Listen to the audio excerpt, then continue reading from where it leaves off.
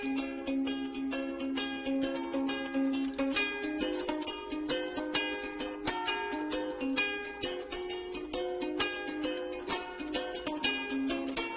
Dear student, welcome to physics Vidya. आज के class 12 electric charge and fields lecture number 5। देखो previous क्लासे আমরা আলোচনা করে এসেছি যে একটা ডাইপোল কাকে বলে, ইলেকট্রিক লাইন্স অফ ফোর্স কি, ইলেকট্রিক লাইন্স অফ ফোর্সের প্রপার্টি, একটা ডাইপোলের বিভিন্ন পয়েন্টে ইলেকট্রিক ফিল্ড কি করে ক্যালকুলেট করতে হয় তার ফর্মুলা সহ আমরা ডাইপোলের এক্সাম্পল সহ অনেক ক্লাস আমরা করে এসেছি। তো আগের ক্লাসে দেখো ডাইপোলের বিভিন্ন পয়েন্টে ইলেকট্রিক ফিল্ডে শুধু ফর্মুলা করে এসেছি, কিন্তু আমরা কোনো নিউমেরিক্যাল অ্যাটেম্প্ট করিনি। তো আজকে আমরা এই ক্লাসে আলোচনা করব ডাইপোলের বিভিন্ন পয়েন্টে তার অক্ষের উপর, লম্ব সমদ্বিখণ্ডকের উপর অথবা যে কোনো বিন্দুতে যদি একটা পয়েন্টে আমাকে ইলেকট্রিক ফিল্ড ক্যালকুলেট করতে বলে তার ফর্মুলা সহ আমরা নিউমেরিক্যাল করব।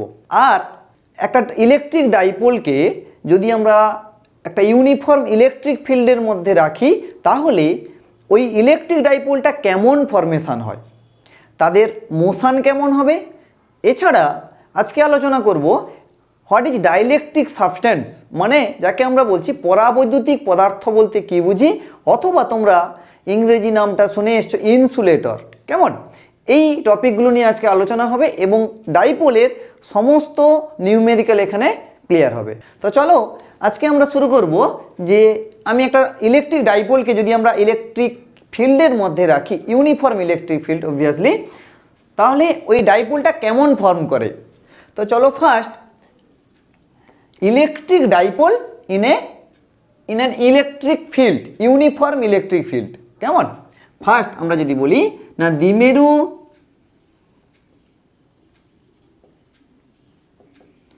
দ্বিমেরুকে সুষম তড়িৎ ক্ষেত্রে রাখলে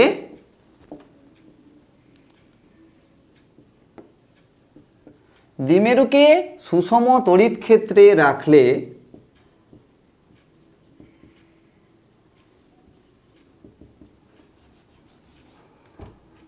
ক্রিয়াশীল টর্ক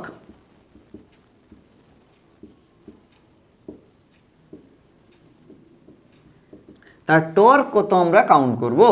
একটা দ্বিমেরুকে যদি আমি ইউনিফর্ম ইলেকট্রিক ফিল্ডের মাঝে রাখি তাহলে তার কতটা টর্ক সেখানে গেইন করবে সেইটা আমাকে বের করতে হবে। তো চলো দেখো, এটা তোমরা ইংলিশে কি লিখবে না electric dipole in a uniform electric field. তো ফার্স্ট দেখো দ্বিমেরু কাকে বলে কনসেপ্ট আগের ক্লাসে আমাদের ক্লিয়ার হয়ে গেছে। এবার আমরা দেখব একটা ইলেকট্রিক ফিল্ডের মাঝে যদি আমি ডাইপোলকে রাখি তাহলে তার বিহেভিয়ার কেমন হয়। দেখো এটাকে আমরা ইলেকট্রিক ফিল্ড ডাইরেকশন ধরলাম, ইলেকট্রিক ফিল্ডটাকে আমরা আপওয়ার্ড ডাইরেকশন ধরছি। কেমন, বেশ। এবার এবং এই ইলেকট্রিক ফিল্ডটা অবভিয়াসলি কী হবে, ইউনিফর্ম মানে সুষম। দেখো সুষম বলতে বা ইউনিফর্ম বলতে আমরা অনেক আগে থেকেও জানি। দেখো একটা স্কুলের আমরা বলি না, বিভিন্ন স্কুলের একটা যে যার ড্রেস আলাদা, আমরা বলি না অমুক স্কুলের স্টুডেন্টে তার একটা নির্দিষ্ট ইউনিফর্ম রয়েছে, অমুক স্কুলের স্টুডেন্ট তাদের একটা ইউনিফর্ম রয়েছে, তাই না। তো সেখান থেকে আমরা বলতে পারি, কারণ কি তোমাদের একটা পার্টিকুলার স্কুলের একটা স্পেসিফিক ড্রেস রয়েছে, ওই ড্রেসটা দেখে বলতে পারবো যে ওই স্টুডেন্টটা অমুক স্কুলের, অমুক স্টুডেন্টটা অমুক স্কুলের, তাই তো। তো ওর জন্য ইউনিফর্ম বা মানে আমরা যাকে বলছি সুষম, তাহলে প্রত্যেকটা জায়গায় বা একটা স্কুলের সমস্ত মানে স্টুডেন্টকে যেন একই রকম দেখতে লাগে, তাই তো একটা ড্রেস করা হয় নাকি। বেশ, এবার একই রকমভাবে ইলেকট্রিক ফিল্ডও কী হবে, এটাকে আমরা সুষম, তাহলে প্রত্যেকটা জায়গায় every point the electric field is constant, E is equal to constant. কেমন, তাহলে প্রত্যেকটা পয়েন্টে ইর ভ্যালু ফ্ল্যাকচুয়েট হবে না, ভ্যারি করবে না, তাকে আমরা সুষম বলি, তাকে আমরা সুষম তড়িৎ ক্ষেত্র বলি, ইউনিফর্ম ইলেকট্রিক ফিল্ড বলি, তাই তো। বেশ, তাহলে ইলেকট্রিক ফিল্ডের ডাইরেকশনটা কোন দিকে, আপওয়ার্ড ডাইরেকশন। এবার তুমি একটা ডাইপোলকে ইলেকট্রিক ফিল্ডের মাঝে রাখো, সাপোজ আমি রাখলাম এরকম করে একটা ডাইপোলকে আমরা রেখেছি। তাহলে এখানে হচ্ছে মাইনাস কিউ চার্জ দিলাম, এখানে হচ্ছে প্লাস কিউ চার্জ ধরলাম। দেখো আমরা জানি ডাইপোল মানে কি হবে, equal and opposite charge separated by a small distance. কেমন? বেশ, তাদের মধ্যে সেপারেটিং ডিস্টেন্সটা কত ধরছি, 12।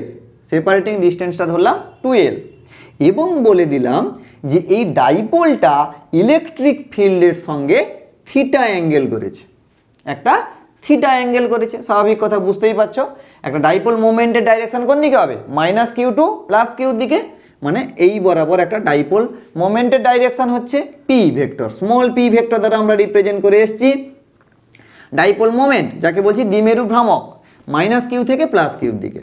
বেশ, এবার এই পয়েন্টটাকে আমরা ধরে নিচ্ছি এ পয়েন্ট, এই পয়েন্টটাকে আমরা ধরছি বি পয়েন্ট।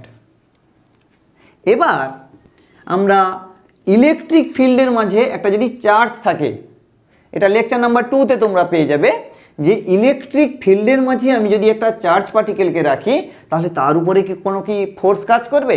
হ্যাঁ, কাজ করবে। সেই ফোর্সটাকে আমরা কি বলি, ইলেকট্রোস্ট্যাটিক্স ফোর্স। কেমন? Electrostatics force. তাহলে কিউ আধান যে রয়েছে, কিউ আধানের জন্য ইলেকট্রোস্ট্যাটিক্স ফোর্স কত হবে এবং কোন দিকে হয়? দেখো আমরা জেনে এসেছি এফ ইকুয়াল টু কিউই, বলো তোমরা, এফ ইকুয়াল টু কিউ, আধান গুণিতক তড়িৎ ক্ষেত্র প্রাবল্য, তাই না? বেশ, তাহলে এটা কোন ডাইরেকশন হবে? দা ফোর্সের ডাইরেকশন কোন দিকে হবে বলো? না ফিল্ড যেদিকে কাজ করছে সেদিকে ফোর্স ডাইরেকশন হবে। তাহলে এই বি পয়েন্টে ফোর্সটা কোন দিকে, ইলেকট্রোস্ট্যাটিক্স ফোর্স কোন দিকে কাজ করবে? আপওয়ার্ড ডাইরেকশনে, মানে কিউ ইন্টু ই ভ্যালু হবে, Q into E value upward ডাইরেকশনে হবে। ঠিক সিমিলারলি এ পয়েন্টে দেখো নেগেটিভ চার্জ রয়েছে, মাইনাস কিউ চার্জ রয়েছে না, তাহলে এইখানে ফোর্স কত কাজ করবে? না দেখো মাইনাস কিউ ইন্টু ই, না ইলেকট্রিক ফিল্ড যেদিকে হবে তার এগেনস্টে, মানে তার অপোজিট ডাইরেকশনে কাজ করবে কোন ফোর্সটা? এই যে মাইনাস কিউর জন্য ফোর্সটা। বেশ, তাহলে মাইনাস কিউর জন্য ফোর্সের ডাইরেকশনটা আমরা ধরে নিচ্ছি কত, না মাইনাস কিউ ইন্টু ই। তাহলে এই মাইনাস কিউর উপরে ইলেকট্রোস্ট্যাটিক্স ফোর্সটা কোন দিকে কাজ করবে? ডাউনওয়ার্ড, মাইনাস কিউ ইন্টু ই।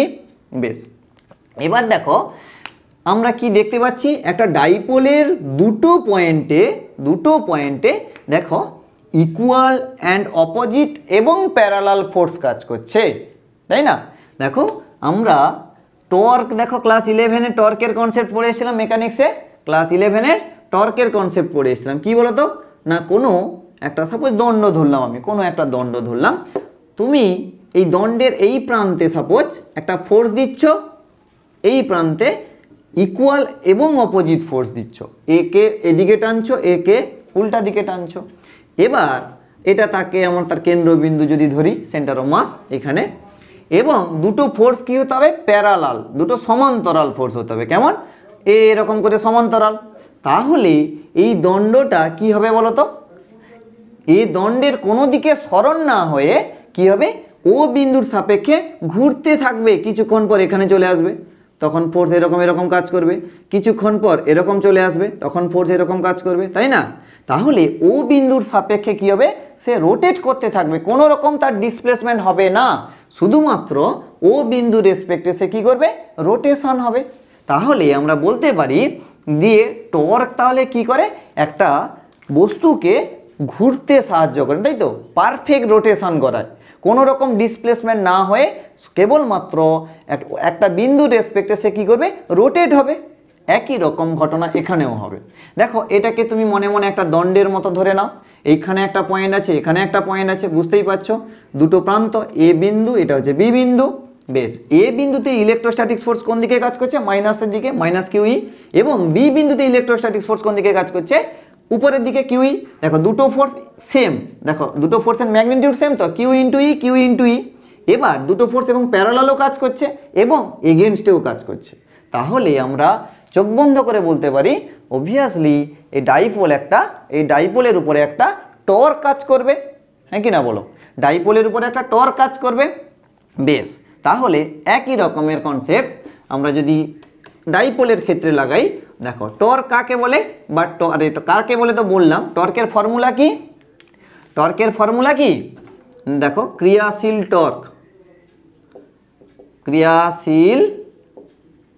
টর্ক। আচ্ছা, এখানে দেখো সেই একই রকম তোমরা ভাষা দেবে যে -q + q 2l দূরত্বের ব্যবধানে থেকে একটা দ্বিমেরু গঠন করলো, যার দ্বিমেরু ভ্রামক p = q × 2l। কেমন? এবং তোমরা বলে দেবে যে দ্বিমেরুটাকে ইলেকট্রিক ফিল্ডের সঙ্গে থিটা কোণে আমরা রাখলাম। এই ভাষাটা তোমাকে সামনে লিখে রাখতে হবে। তোমরা দেখো নিজেরা লেখার চেষ্টা করো, যদি না পারো তাহলে আমার টেলিগ্রাম অফিসিয়াল চ্যানেলে চলে এসো ফিজিক্স বিদ্যাতে। তো সেখানে আমার ক্লাস নোটগুলো PDF ফর্মে পেয়ে যাবে, সেখান থেকে তোমরা ডাউনলোড করে নাও, এবার সেখান থেকে তোমরা কপি বের করে নাও। ক্লিয়ার? তো চলো, ক্রিয়াশীল টর্ক, কেন দেখো ভাষা লিখতে গেলে অনেকটা বড় হয়ে যাবে আর ক্লাসগুলো লেন্দি হয়ে যাবে, তাই না? চলো দেখো, ক্রিয়াশীল টর্ক টাও = আমরা কি বলি না, ফোর্স ইনটু দুটো ফোর্সের মধ্যে পারপেন্ডিকুলার ডিস্টেন্স, লম্ব দূরত্ব। দুটো ফোর্সের মধ্যে লম্ব দূরত্ব হবে, তাই না? তাহলে এবার তুমি বলো এখানে দুটো ফোর্সের লম্ব দূরত্ব কত হবে? দেখো এখানে দুটো ফোর্সের মধ্যে লম্ব দূরত্ব বলতে, দেখো এই বরাবর যদি ডট দিই, এইটাকে আমরা সি পয়েন্ট বলছি। দেখো এই ফোর্সকে আর এই ফোর্সের মধ্যে লম্ব দূরত্ব দেখো এ আর সি কিনা বলো, AC লম্ব দূরত্ব। তো এই ফোর্সটাকে যদি তার পারপেন্ডিকুলার এখানে ধরি, তাই না, সাপোজ এই ফোর্সটাকে আমি এখানে নিয়ে চলে এলাম, তাহলে এই ফোর্স এবং এই ফোর্সের এই ডিস্টেন্সটাই তো তার লম্ব দূরত্ব, হ্যাঁ কি না? বেশ, তাহলে আমাকে বের করতে হবে কি AC, AB নয় কিন্তু এখানে। তাহলে টাও সমান কি, যে কোনো একটা বলের মান, ম্যাগনিটিউড। তাহলে এখানে ইলেকট্রোস্ট্যাটিক ফোর্সের ম্যাগনিটিউড কত? Q × E ইন্টু দুটো বলের মধ্যবর্তী লম্ব দূরত্ব। তাহলে লম্ব দূরত্বটা এখানে কত হবে? A × C। ক্লিয়ার? বেশ, তাহলে ACটাকে আমাকে বের করতে হবে। এবার দেখো এটা যদি থিটা অ্যাঙ্গেল হয়, এইটাকে থিটা বলতে পারি কিনা বলো? অল্টারনেট অ্যাঙ্গেল না, একান্তর কোণ। তোমরা পড়ে এসছো যে দুটো লাইন যদি সমান্তরাল হয় তাহলে এই কোণটা যা হবে এই কোণটা তা হয়, এটা একান্তর কোণ। তার মানে এটা যদি থিটা হয় এটা হচ্ছে থিটা হবে। তার মানে এই পুরোটা হচ্ছে 2l। এই ফিগার থেকে আমরা কি বলতে পারি, দেখো সাইন থিটা যদি বলি, এটা একটা রাইট অ্যাঙ্গেল ট্রায়াঙ্গেল, তো এটা হচ্ছে সমকোণ, এটা একটা সমকোণী ত্রিভুজ হলো। তার মানে সাইন থিটা সমান এখানে কত হবে?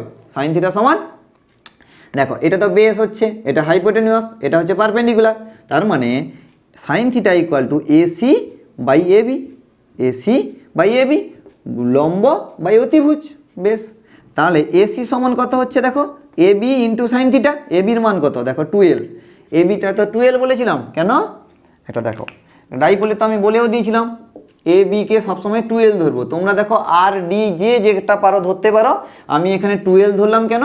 আমার ক্যালকুলেশনের একটু সুবিধা হবে। তোমরা আগের ক্লাসেও দেখে এসছো 2l ধরেছিলাম বলে কত ইজি হয়েছে ক্যালকুলেশনগুলো। বেশ, এবার এখানে AB = 2l আর P সমান তো তোমরা জানো ডাইপোল মোমেন্ট Q × 2l, যে কোনো একটি আধানের মান এবং তোমার দ্বিমেরুর বাহু, তাকে আমরা বলছি 2l। বেশ, তাহলে AC সমান কত হবে? 2l sine theta. AC সমান 2l সাইন থিটা। তার মানে এখানে চলে এসো টাও = Q × E × 2l sine theta. ACর মানটা 2l সাইন থিটা। ক্লিয়ার? বেশ, তাহলে আবার দেখো P সমান কত? Q × 2l, আগের ক্লাসে পড়ে এসেছি ডাইপোল মোমেন্ট। তার মানে Q × 2l কে আমরা কি লিখতে পারি? P লিখতে পারি, সাইন থিটা। তাহলে টাও, তার মানে টাও = দেখো এটাকে PE সাইন থিটা কিনা, PE সাইন থিটা। তাহলে এটা খুব ইম্পর্টেন্ট, দ্বিমেরু ভ্রামক এবং তড়িৎ ক্ষেত্র প্রাবল্য এবং সাইন থিটার গুণফল হচ্ছে টর্ক, টাও। কেমন? এটা খুব ভালো করে রাখবে, ভেরি ভেরি ইম্পর্টেন্ট। প্রত্যেকটা পরীক্ষাতে পড়েও, এমনকি তোমার নিট তো তোমার 2023-এর কোশ্চেনে তো দিয়েই দিয়েছে পুরো একদম ডাইরেক্ট ফর্মুলা, এখান থেকে কোশ্চেন দিয়ে দিয়েছে একদম ডাইরেক্ট ফর্মুলা, টাও = PE সাইন থিটা থেকে। কেমন? বেশ, তাহলে এটা এমনি তোমাদের বোর্ডের জন্য তো খুব ইম্পর্টেন্ট এবং একদম ডাইরেক্ট থিওরি আছে যে একটা দ্বিমেরুকে তড়িৎ ক্ষেত্রের মধ্যে রাখলে সেখানে কত টর্ক উৎপন্ন হবে তার রাশিমালাটা প্রতিষ্ঠা করো। এবার টাও = PE সাইন থিটা, তার মানে টাও একটা কি কোয়ান্টিটি? একটা স্কেলার কোয়ান্টিটি না ভেক্টর কোয়ান্টিটি? একটা টর্ক যে বলছো তোমরা, এটা ভেক্টর রাশি না তোমার স্কেলার রাশি হবে? অবভিয়াসলি একটা ভেক্টর রাশি। দেখো কেমন হয় যে এটাকে যদি ভেক্টর রূপ বলি বা ইনভেক্টর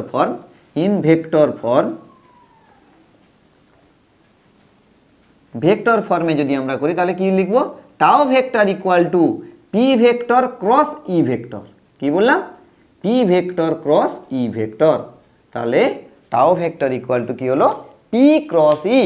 দেখো আমরা ক্রস প্রোডাক্ট হলে তবেই তো সাইন থিটা বেরোয় না? তার মানে tau equal to P cross E. তাহলে এর সিগনিফিকেন্ট কি? এর সিগনিফিকেন্ট দেখো যে আমি যদি একটা প্লেনে ইলেকট্রিক ফিল্ড ধরি, সাপোজ এদিকে একটা ইলেকট্রিক ফিল্ড কাজ করছে, এদিকে পি কাজ করছে সাপোজ, এটা হচ্ছে দ্বিমেরু ভ্রামক এবং এটা হচ্ছে কি ইলেকট্রিক ফিল্ড মানে তড়িৎ ক্ষেত্র। যদি একটা প্লেনে থাকে তাহলে টর্ক কোন দিকে কাজ করবে? দেখবে ওই প্লেন থেকে পারপেন্ডিকুলার, ওই প্লেন থেকে দেখো বাইরের দিকে আপওয়ার্ড হবে, তাই না? বেশ, মানে ওই প্লেনে পারপেন্ডিকুলার সবসময় হবে। এবার আপওয়ার্ড ডাউনওয়ার্ড ডিসাইড করবে পি কেমন, কোন দিকে আছে, ই কোন দিকে আছে, তাই না? পি এটা যদি আই ক্যাপ বরাবর থাকে, এটা যদি জে ক্যাপ বরাবর থাকে, তাহলে এটা জেড অ্যাক্সিস বরাবর মানে কে ক্যাপ হয়, তাই না? আমরা তো জানি I cap cross J cap সমান হচ্ছে কে ক্যাপ। ক্লিয়ার? বা এবার পিটাকে যদি তুমি উল্টাও বা পিটাকে যদি জে করো, ইটাকে যদি আই ক্যাপ করো, তাহলে স্বাভাবিক কথা মাইনাস কে ক্যাপ, তখন ডাউনওয়ার্ড হবে। মানে একটা প্লেন থেকে পারপেন্ডিকুলার, যে প্লেনে ই এবং পি এক্সিস্ট করছে ওই প্লেনের সবসময় পারপেন্ডিকুলার ডাইরেকশানে টর্ক কাজ করবে। তাহলে টর্কের ডাইরেকশান দেখো, আমরা তো 3D তো বোর্ডে তো দেখাতে পারবো না এরকমভাবে, তাহলে আমাকে এরকম আঁকতে হবে। তাহলে টাও ভেক্টর হচ্ছে এই প্লেনের পারপেন্ডিকুলার, বোঝাতে পারলাম? সাপোজ আমি বললাম যে দেখো ই ভেক্টর এবং এটা হচ্ছে পি ভেক্টর, সাপোজ কোনো একটা প্লেনে এক্সিস্ট করছে নাকি, ই ভেক্টর এবং পি ভেক্টর আমার বোর্ডের প্লেনে এক্সিস্ট করছে, তাহলে টর্ক কোন দিকে হবে? এই প্লেন থেকে পারপেন্ডিকুলার, এই প্লেন থেকে পারপেন্ডিকুলার। ক্লিয়ার? চলো, এটা হচ্ছে টর্কের ভেক্টর ফরমেশন। এবার আমরা যদি বলি এই ডাইপোলের টোটাল ফোর্স কত, এই একটা ইউনিফর্ম ইলেকট্রিক ফিল্ডের মাঝে তুমি যদি রাখো, তাহলে এইখানে ডাইপোলের উপরে নিট ফোর্স কত কাজ করবে? মানে এখানে কি বললাম, লব্ধি বল কত কাজ করবে না এফ নিট কি হবে না, দেখো দুটো ফোর্স ইকুয়াল অ্যান্ড অপোজিট, তো একটা হচ্ছে কিউই, একটা হচ্ছে দেখো মাইনাস কিউই। তাহলে এখানে নিট ফোর্স কোনো দিকে কাজ করবে না, নিট ফোর্স কোনো দিকে কাজ করছে না। মানে কি, যে দেখো একটা ডাইপোল না এইরকমভাবে করে ঘুরতে থাকছে, এইরকম করে কন্টিনিউয়াসলি ইলেকট্রিক ফিল্ডের মাঝে ঘুরবে, এরকম করে কন্টিনিউয়াসলি ইলেকট্রিক ফিল্ডের মাঝে এরকম করে ঘুরতে থাকবে, কোনো দিকে ডিসপ্লেসড হবে না, শুধুমাত্র থিটা চেঞ্জ করবে, অ্যাঙ্গেল চেঞ্জ করে এরকম করে ঘুরতে থাকবে। কেমন? বেশ, এবার আমরা টাওর তো ফর্মুলা পেলাম। এবার তোমরা বলবে যে স্যার কোন পজিশানে যদি আমি রাখি ডাইপোলকে তাহলে টর্ক ম্যাক্সিমাম পাবো, মানে সে খুব বেশি ফোর্সে সে ঘুরতে পারবে, তাই তো? খুব বেশি মোশন নেবে। আবার কোন কন্ডিশানে একদম মুভই করবে না। কেমন? তাহলে দেখো টাও ইকুয়াল টু আমরা বললাম পি সাইন থিটা। তাহলে 1 নম্বর কন্ডিশান বলো, যদি if theta is equal to 90 degree, theta যখন 90 ডিগ্রি হচ্ছে তখন কি হবে বলো তো? না টাও ইকুয়াল টু দেখো পিই সাইন 90, তো দেখো তার ম্যাক্সিমাম ভ্যালু না 1 হয়, তার মানে এটা হচ্ছে পিই, এটা টর্কের ম্যাক্সিমাম ভ্যালু, ওই জন্য টাও ম্যাক্স লিখে দাও, টাও ম্যাক্স ইকুয়াল টু পিই, টাওর মানে টর্কের সর্বোচ্চ মান এটা। এবার পজিশনটা কেমন দেখো, আমরা বললাম ইলেকট্রিক ফিল্ড তো এদিকে রেখেছিলাম, তাহলে এর পজিশন কত দেখো 90 ডিগ্রিতে হবে, তার মানে দেখো ডাইপোলটা এরকম হবে কিনা বলো, মাইনাস কিউ, এটা হচ্ছে প্লাস কিউ, এটা হচ্ছে 2L। আমরা মানে দেখো এটা তো electric field direction, P direction কোন দিকে বলি, P direction minus Q to plus Q, তার মানে পি ভেক্টর হচ্ছে এদিকে, ইলেকট্রিক ফিল্ড হচ্ছে এই বরাবর, তাই না? তাহলে দুটো দেখো পারপেন্ডিকুলার কিনা, দুটো পারপেন্ডিকুলার। তো সেই কন্ডিশনে যখন ডাইপোলটা ইলেকট্রিক ফিল্ডের সঙ্গে পারপেন্ডিকুলার থাকবে তখনই কেবলমাত্র টর্কের মান ম্যাক্সিমাম হবে, সর্বোচ্চ হবে। আবার কোথায় মিনিমাম হবে না দেখো 2 নম্বর কন্ডিশনে চলে এসো, যদি theta is equal to 0 degree অথবা 180 ডিগ্রি, যাই হোক, তাহলে থিটা যদি 0 ডিগ্রি হয় তাহলে দেখো টাও এটা হবে কত না পিই পি সাইন 0 ডিগ্রি না, তার মানে এটা হচ্ছে মিনিমাম ভ্যালু, তার মানে এটা 0। দেখো যখন ইলেকট্রিক ফিল্ডের সঙ্গেই বা ইলেকট্রিক ফিল্ডের সঙ্গে প্যারালাল থাকবে মানে ডাইপোলটা, তখন দেখো কোনো রকম তার উপরে টর্ক কাজ করবে না। মানে যদি এই সিচুয়েশানটা আঁকি তাহলে কেমন হবে, দেখো ইলেকট্রিক ফিল্ড এরকমভাবে, ডাইপোলটা তাহলে কত হবে, এখানে দেখো এইরকম বরাবর যদি করি, তার মানে কত, এখানে মাইনাস কিউ, এটা হচ্ছে প্লাস কিউ, তাহলে ডাইপোল মোমেন্ট কোন দিকে হচ্ছে, এই দিকে, দেখো পিও যেদিকে ইও সেদিকে নাকি, ইলেকট্রিক ফিল্ডও এই বরাবর, পিও এই বরাবর, তাহলে তাদের মধ্যবর্তী কোণ কত, 0 ডিগ্রি। ওই জন্য দেখো theta equal to 0, that means টাও হচ্ছে মিনিমাম। এই কন্ডিশনে টাও একদম 0, কোনো রকম টর্ক কাজ করছে না। বোঝাতে পারলাম? তাহলে তোমরা বলবে স্যার তাহলে একটা জায়গায় তো বেশি ঘুরছে, একটা জায়গায় তো কম ঘুরছে, তাহলে এখানে বন্ধ হয়ে যাবে না। পার্টিকুলার এই কন্ডিশনে তার টর্ক 0 হলেও কী হবে, তা তো গতিজাড্য রয়েছে। তোমরা জানো যে ফ্যানটাকে সুইচ অফ করে দিলে ফ্যানটাকে অমনি কিছুক্ষণ ঘুরতে থাকে, কিসের জন্য, তার গতিজাড্যের জন্য। একই রকমভাবে এরও তো গতিজাড্য রয়েছে। এ যখন আবার একটু চেঞ্জ হয়ে যাচ্ছে তখন আবার টর্ক কাজ করা শুরু হয়ে যাচ্ছে।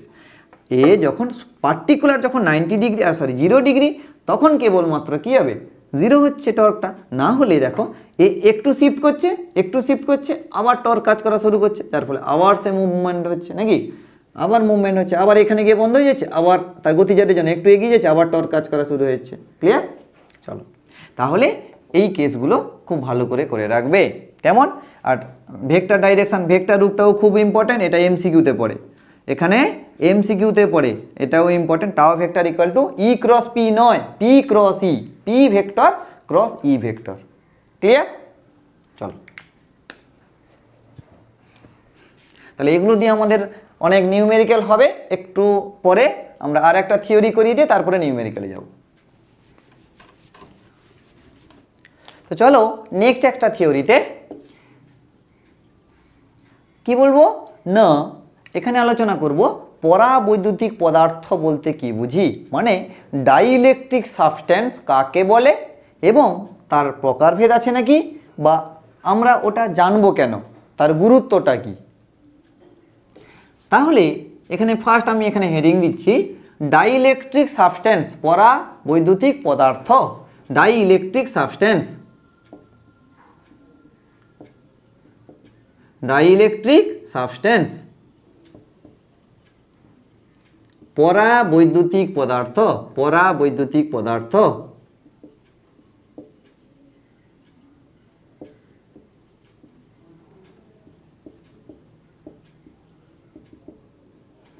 আচ্ছা, পরাবৈদ্যুতিক পদার্থ বা ডাইইলেকট্রিক সাবস্ট্যান্স। প্রথমে একদম ফান্ডামেন্টাল থেকে আমরা জেনে এসেছি যে সাবস্ট্যান্স বিভিন্ন রকম হতে পারে। একটা কন্ডাক্টিং সাবস্ট্যান্স বলতে পারি, যেটা পরিবাহী, তোমরা এমনি পড়েও এসছো পরিবাহী, কেন আগের চ্যাপ্টারতেও তোমরা পড়ে এসছো, অথবা ইলেকট্রোস্ট্যাটিক্সে এখন যে ইলেকট্রিক ফিল্ডের ক্লাস চলছে তোমরা পরিবাহী প্রায় কথায় শুনে আসো। নেক্সট আমরা পড়ব ডাইইলেকট্রিক সাবস্ট্যান্স বা অন্তরক পদার্থ যাকে বাংলাতে বলি, অথবা এটাকে আরও একটা ইংরেজি নাম আছে ইনসুলেটর, আর একটা সেমিকন্ডাক্টর রয়েছে, সুপার কন্ডাক্টর রয়েছে, একটা অনেক, ওইগুলো তো অনেক জটিল জিনিস, তো পরে যাব আমরা, পরপর যখন ইলেকট্রোস্ট্যাটিক্স থেকে বেরাবো। সেমিকন্ডাক্টর তোমাদের রয়েছে, তো সেটা পড়ানো হবে, বাট সুপার কন্ডাক্টর তোমাদের এখন পড়ানো হবে না, কেন সুপার কন্ডাক্টর তোমাদের সিলেবাসের জন্য নয়, ওটা গ্র্যাজুয়েশনে। কেমন? তো যাই হোক একটু বলে যাব, তাও সেমিকন্ডাক্টর যখন পড়াবো তাহলে সুপার কন্ডাক্টর একটু কনসেপ্ট আমি দিয়ে যাব। তাহলে এখানে আমরা জানবো পরাবৈদ্যুতিক পদার্থ কি না। দেখো কন্ডাক্টর মানে পরিবাহী জানি, আর একটা তার জানি ঠিক ইনসুলেটর, মানে তার ঠিক অপোজিট। মানে এইখানে কোনো রকম ফ্রি ইলেকট্রন থাকবে না, ফ্রি ইলেকট্রন এই সাবস্ট্যান্সের মধ্যে কোনো রকম ফ্রি ইলেকট্রন থাকবে না, যার ফলে এই পরিবাহী কোনো রকম ইলেকট্রিসিটি ফ্লো করাতে পারবে না, মানে এর মধ্য দিয়ে কারেন্ট প্রবাহিত হবেই না, প্রায় হবেই না বলে দিই। দেখো তাও বললাম না নোবডি ক্যান 100% পারফেক্ট, তো এর মধ্যে একটু হয়তো যাবে 1%, 2%, 3%, বাট ওটাকে আমরা কাউন্ট করব না। কেমন? তো দেখো অনেকে বলে থাকে যে ডাইইলেকট্রিক সাবস্ট্যান্স, বা আমার অনেক স্টুডেন্টও অ্যান্সার দেয় যে ডাইইলেকট্রিক সাবস্ট্যান্স কি, ফার্স্টটা তারা ঠিক বলে যে কি না, যার মধ্যে দিয়ে স্যার তড়িৎ প্রবাহিত হতে পারে না, তাকে ডাইইলেকট্রিক সাবস্টেন্স বলে। এবার যখন বলবে কেন পারে না, তখন তারা বলে যে তার মধ্যে ইলেকট্রন থাকে না। না, ইলেকট্রন থাকে না, ইলেকট্রন না থাকলে একটা সাবস্টেন্স তৈরি হবে কী করে? তার অ্যাটম থাকলে তো ইলেকট্রনই থাকবে। কিন্তু এখানে বলতে হবে যে ফ্রি ইলেকট্রন থাকে না, তাই এরা তড়িৎ পরিবহন করতে পারে না। ফ্রি ইলেকট্রন বলতে কি বললাম, যে আমরা আরও পড়বো ইন ডিটেলস, আমি একটু বলে যাই যে একটা নিউক্লিয়াসের আন্ডারে তো নিউক্লিয়াসের চারিদিকে কক্ষপথে তো ইলেকট্রন ঘুরছে নাকি। এই একদম আউটার মোস্ট সেলে ইলেকট্রনগুলো যখন তার বন্ধনী ছেড়ে বেরিয়ে যেতে পারে, কেন? তারা উইকলি বাউন্ডেড থাকার জন্য এই ইলেকট্রনগুলো একটু এনার্জি পেলে তারা কি হয়ে যায়? ফ্রি হয়ে যায়। তো এই ইলেকট্রনটা তখন তার ফ্রিলি মুভ করতে পারে কোনো রকম রেস্ট্রিকশান ছাড়া, যার ফলে তারা দেখো ইলেকট্রন যখন ফ্লো করবে তাহলে কারেন্ট প্রবাহিত হবে, স্বাভাবিক কথা। তাহলে এখানে দেখো যেহেতু ফ্রি ইলেকট্রন নেই, তাহলে ইলেকট্রন ছুটতেও পারবে না, কেন? তারা নিউক্লিয়াসের সঙ্গে স্ট্রংলি বাউন্ডেড, যার ফলে কোনো রকম ইলেকট্রিসিটি ফ্লো করবে না ডাইইলেকট্রিক সাবস্টেন্সের থ্রু দিয়ে। ওকে, তাহলে ডাইইলেকট্রিক সাবস্টেন্স কত রকমের হয় না? ডাইইলেকট্রিক সাবস্টেন্স দু রকমের। এটা দু প্রকার ডাইইলেকট্রিক সাবস্টেন্স। পরাবৈদ্যুতিক ধ্রুবক দু রকমের হয়। কি হবে? এক নম্বর আমরা যদি বলি, একটা হচ্ছে নন পোলার আর একটা হচ্ছে পোলার সাবস্টেন্স। প্রথমে যদি বলি এটাকে নন পোলার বলছি, সাপোজ নন পোলার সাবস্টেন্স, আর একটা হচ্ছে গিয়ে পোলার সাবস্টেন্স। পোলার, দেখো নন পোলার, দেখো পোল কথার অর্থ কি? দেখো আগের ক্লাসে আমি একটুখানি বলেছিলাম ডাইপোল পড়ানোর সময়, পোল মানে মেরু, মানে বলেছিলাম দুজন বন্ধুর ঝগড়া হয়, ঝগড়া হলে কি হবে? তারা একে অপরের থেকে দূরের দিকে সরে যায়, একটা সেপারেটিং ডিস্টেন্স তৈরি হয় তাদের মধ্যে, না? তাহলে দুটো পাশে একটা ব্রেঞ্চের এদিকে বসে সে সেদিকে বসে, তাহলে তাদের মধ্যে একটা ডিস্টেন্স তৈরি হয়ে যায়। তখন তারা কি করে না পোলার ফর্ম করে, মানে দুটো চার্জ দুটো মেরুর দিকে সরে যাচ্ছে, তাই তারা পোলার ফর্ম করছে। নন পোলারের ক্ষেত্রে কী হবে না, তারা খুব ভালো ক্লোজ ফ্রেন্ড, একদম খুব ভালো বন্ধু, তারা একে অপরের মানে ছাড়া থাকতে পারে না, তাই না? তাহলে তারা একসঙ্গে খাবে, একসঙ্গে বসবে, তাই না? তাহলে তারা তাদের প্লাস অথবা মাইনাস চার্জ কী হবে, তাদের সেন্টার অফ মাস একটা পয়েন্টেই একদম কনসেন্ট্রেট।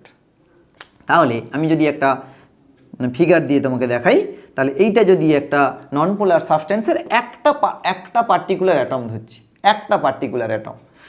তোমরা জানো একটা মলিকুলের মধ্যে অনেকগুলো অ্যাটম থাকে, তাহলে একটা অ্যাটমের কথা যদি আমি বলি, তাহলে সেখানে দেখো যে তার সমস্ত ইলেকট্রনের সেন্টার অফ মাস, মানে টোটাল ইলেকট্রনের ইলেকট্রিক চার্জ, মানে তোমরা জানো নেগেটিভ ইলেকট্রন চার্জ, তাহলে নেগেটিভ চার্জের সেন্টার অফ মাস এবং পজিটিভ চার্জের সেন্টার অফ মাস একটা বিন্দুতেই থাকবে, তারা সেপারেট হবে না। ওই রকম একে মানে সাবস্টেন্সকে আমরা কি বলবো? নন পোলার সাবস্টেন্স।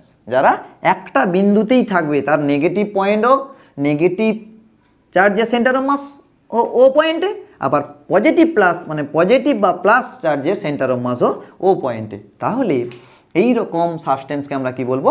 নন পোলার সাবস্টেন্স। এবার তুমি বলবে যে স্যার আমাকে একটা কি দুটো এক্সাম্পল দিন। দেখো এক্সাম্পল দিচ্ছি আমি, মিথেন CH4 দাও, বেঞ্জিন C6H6, কেমন?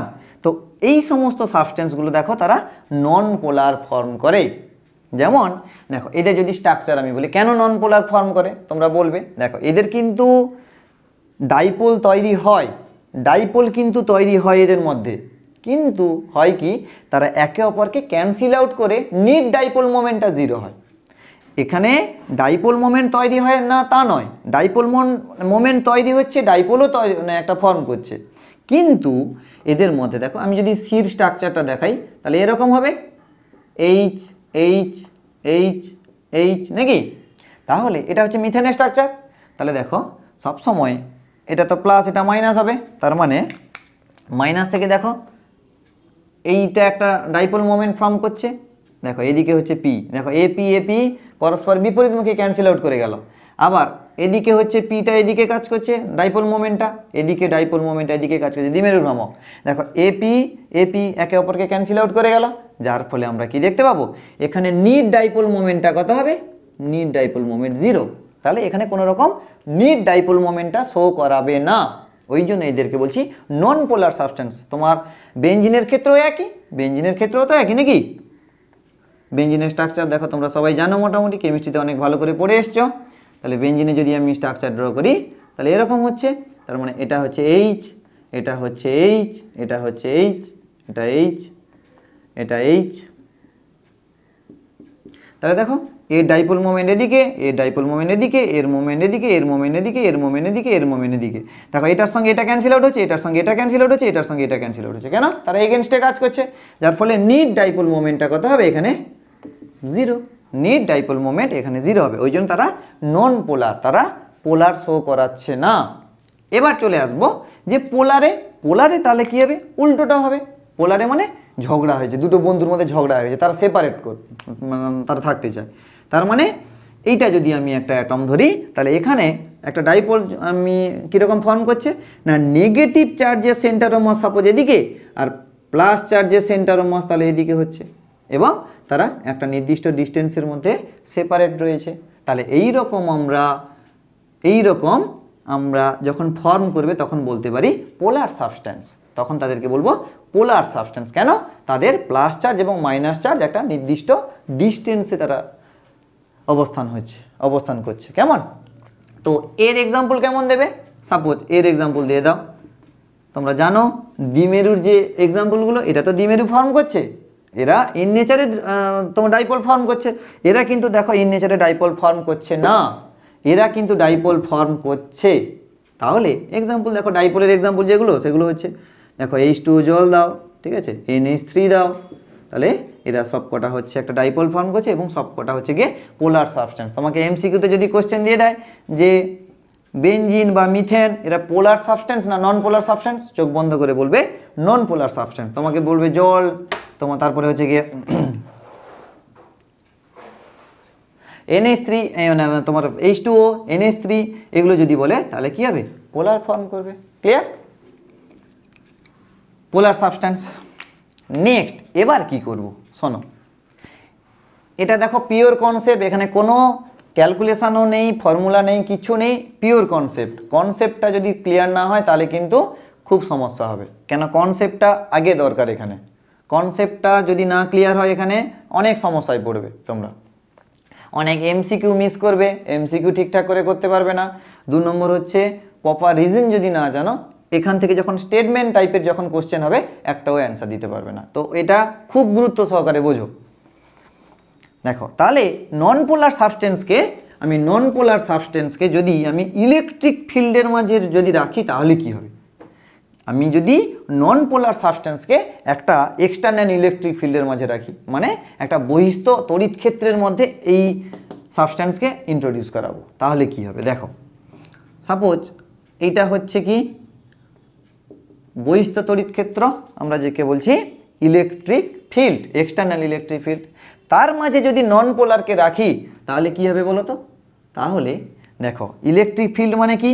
সবসময় কি প্লাস চার্জ থেকে মাইনাস চার্জের দিকে হয় না, প্লাস চার্জ থেকে মাইনাস চার্জের দিকে হয় ইলেকট্রিক ফিল্ডটা। এবার এ কি করবে? এই যে এটা তো যথেষ্ট স্ট্রং, এটাও যথেষ্ট স্ট্রং, তাহলে এই ডাইপোল থেকে তারা কি করবে? এটা প্লাস আছে তো মাইনাসকে এইরকম এদিকে টেনে নেবে, কাছের দিকে টেনে নেবে, এবং এ কি করবে? এ মাইনাস আছে, এ দেখবে প্লাসকে কাছের দিকে টেনে নিচ্ছে। তাহলে তাদের মধ্যে দেখো একটা সেপারেশন তৈরি করে দিচ্ছে ইলেকট্রিক ফিল্ডের মধ্যে। তুমি যদি একটা নন পোলার সাবস্ট্যান্সকে তুমি যদি রাখো, তারা কি হবে? যে দেখো নেগেটিভটা এদিকে সরে আসছে, পজিটিভটা ওইদিকে পালিয়ে গেল, তার মানে এদের মধ্যে একটা স্পেসিফিক ডিস্টেন্স তৈরি হয়ে গেল, তাই না? এদের মধ্যে একটা স্পেসিফিক ডিস্টেন্স তৈরি হয়ে গেল।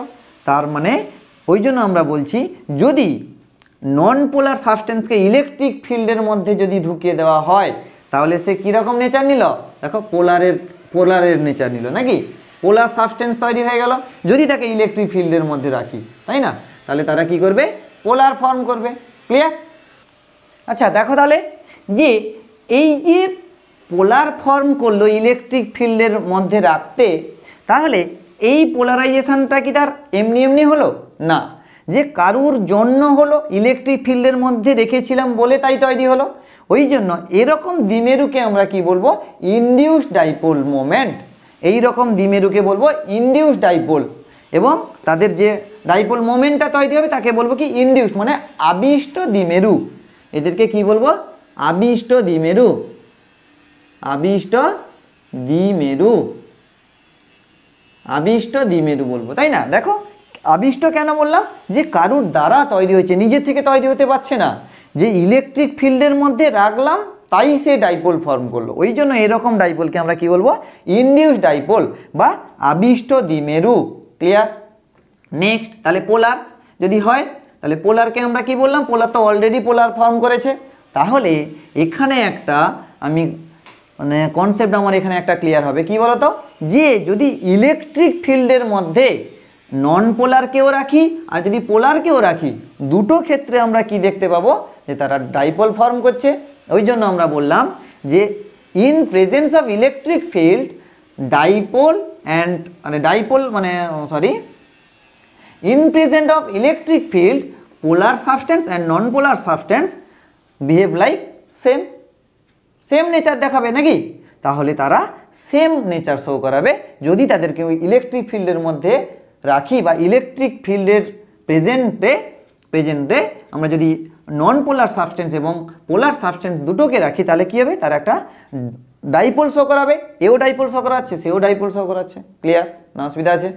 বেশ, এবার আমরা আসবো যে ইলেকট্রিক ফিল্ডের মধ্যে একটা পোলার সাবস্টেন্সকে রাখলে কি হবে? দেখো পোলার সাবস্টেন্সকে ইলেকট্রিক ফিল্ডে রাখলে সে তো অলরেডি ডাইপোল ফর্ম করে আছে, তার শুধু কি হয়ে যাবে বলো তো?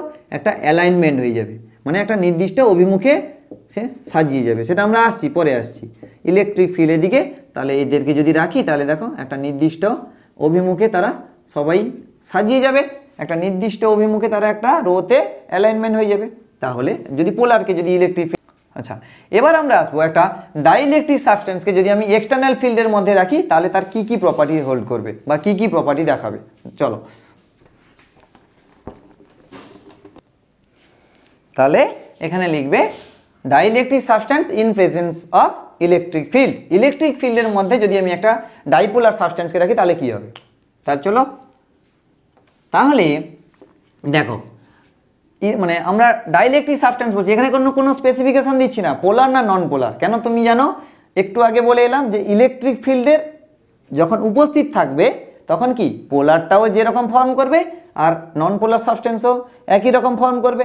বেশ, তাহলে আমি একটা ইলেকট্রিক ফিল্ডের মধ্যে যদি আমি একটা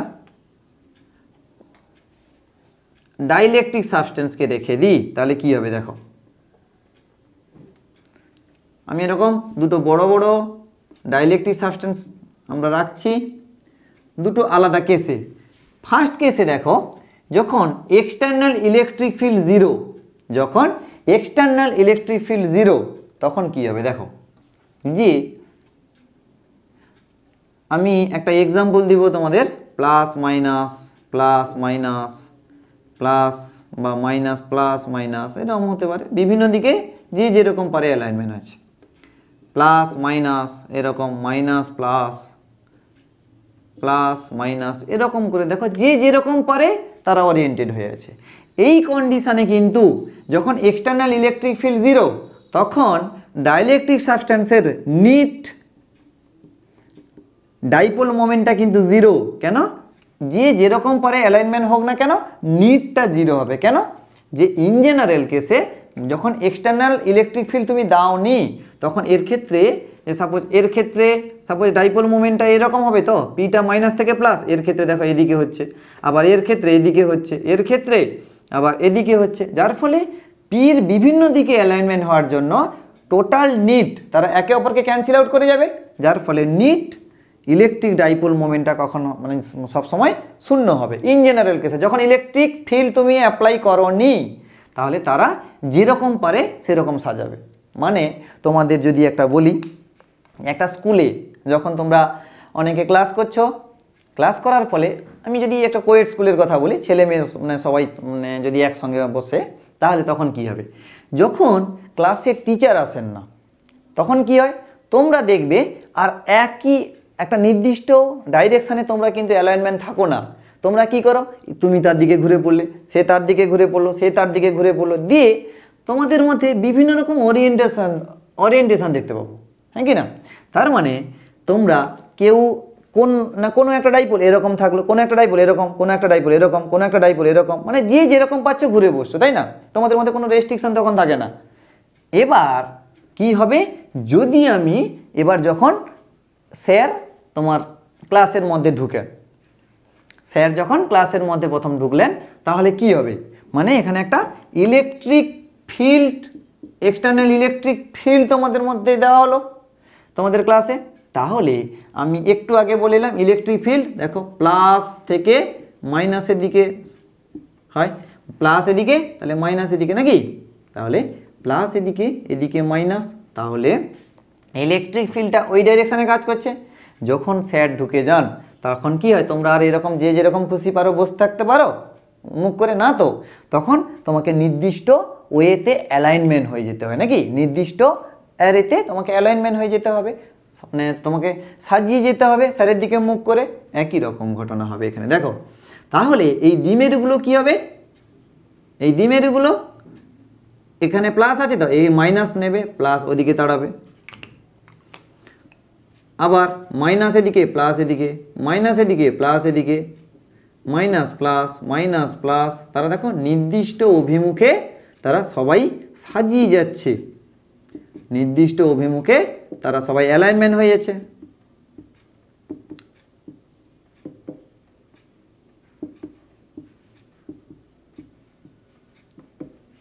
কেমন? তাহলে কি হবে বলো তো, এই যে ঘটনাকে আমরা বলবো, তাহলে এক্সটার্নাল ইলেকট্রিক ফিল্ডের আন্ডারে কোনো যদি একটা ডাইলেকট্রিক সাবস্টেন্স থাকে, তাহলে তার যে নির্দিষ্ট অভিমুখে সাজিয়ে যাওয়ার ঘটনাকে, তার যে এই অ্যালাইনমেন্টের সিচুয়েশানটাকে আমরা বলবো পোলারাইজেশন। হ্যাঁ, ইলেকট্রিক পোলারাইজেশন, এই যে ঘটনাটাকে আমরা বলবো পোলারাইজেশন, পোলারাইজেশন, ইলেকট্রিক পোলারাইজেশন, মেরুবর্তিতা। তাহলে একটা নির্দিষ্ট ইলেকট্রিক ফিল্ডের আন্ডারে সে নির্দিষ্ট অভিমুখে সাজিয়ে যাওয়াকে আমরা বলবো ইলেকট্রিক পোলারাইজেশন বা তড়িৎ মেরুবর্তিতা। তার মানে এখানে কি হচ্ছে দেখো, তাহলে এই যে মাঝ বরাবর, তাহলে এই নির্দিষ্ট প্লাসের দিকে দেখো মাইনাসগুলো সাজিয়ে গেল, আবার মাইনাসের দিকে প্লাসগুলো সাজিয়ে গেল, তাই না?